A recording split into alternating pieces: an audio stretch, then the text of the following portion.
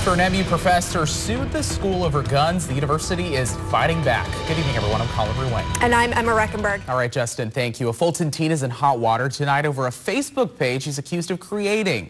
It was called South Callaway's Sexiest and included pictures of female South Callaway students. A Callaway County Sheriff's Office spokesman says the investigation began in February. He says the images included derogatory, offensive, and sexual terms. The teen, who is also a South Callaway student, was arrested and released from jail. A court appearance is in the works. More Planned Parenthood drama. This time it's happening in St. Louis, but it's at an event targeted at a It's called Shame on Schaefer. It took place this afternoon from 3:30 to 5. The event was targeted at State Senator Kurt Schaefer's efforts to defund Planned Parenthood in Missouri.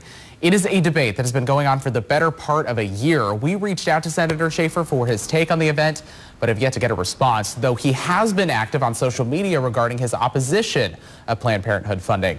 Schaefer says he is not going to back down. And to politics now. We just learned Ted Cruz will take all 14 delegates in Wyoming. Meanwhile, Donald Trump is taking a break today from the campaign while others woo voters in New York. The New York primary is just a week from Tuesday with a heavy delegate count. This contest means a lot for the candidates. NBC's Chris Pallone reports. Turning our attention to the forecast, a good start to the weekend today, but enjoy it while it lasts. You're talking about some showers possibly in the forecast. That's right. Usually we start to feel this humidity a little later in the year, but if you notice today, it kind of felt muggy. All right, coming up, the Pope takes in refugees. Why a dozen Syrians are headed to the Vatican and what the Pope has to say on Europe's migrant crisis.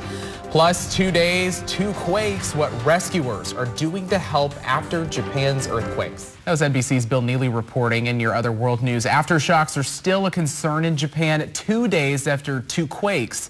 Rescue efforts are underway in South Japan. The quakes struck a little more than 24 hours apart. At least 41 people were killed and some 1,500 injured in the quakes.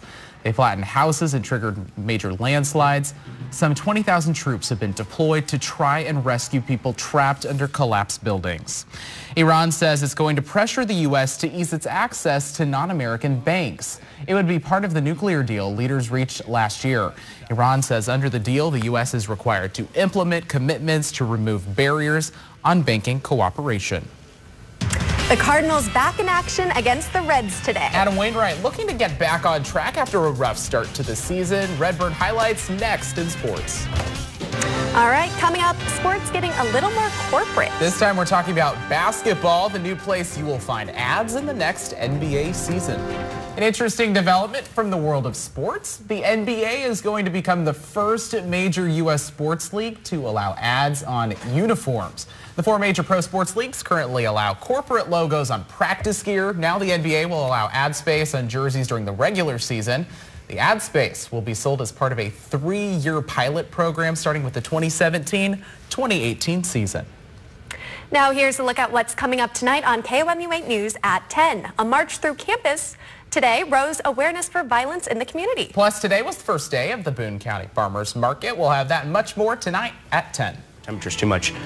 Temperatures stay above 70 for most of the not fun to have that rain, but we really could use it. We could use Absolutely. it, exactly. Yep. Rain is a good thing. I think there's a country song about that, right? Good song.